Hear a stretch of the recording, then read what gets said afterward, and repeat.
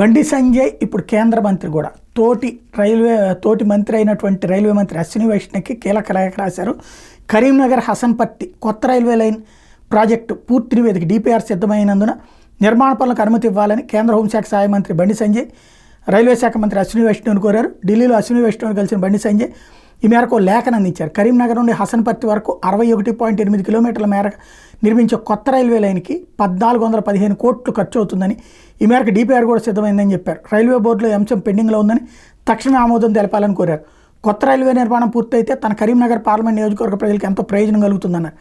కరీంనగర్ వరంగల్ మధ్య వాణిజ్య కనెక్టివిటీ పెరిగి ఆర్థిక వృద్ధికి తోడ్పడుతుందని చెప్పుకొచ్చారు.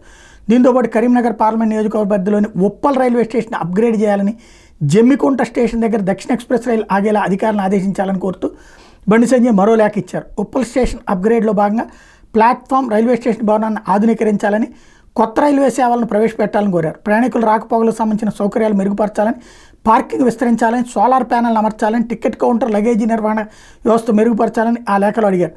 ప్రజలకు ఎంతో మేలు కలిగించి ఉప్పల్ రైల్వే స్టేషన్ ఆధునీకరణకు సంబంధించిన నిధులను వెంటనే మంజూరు చేయాలని కోరారు.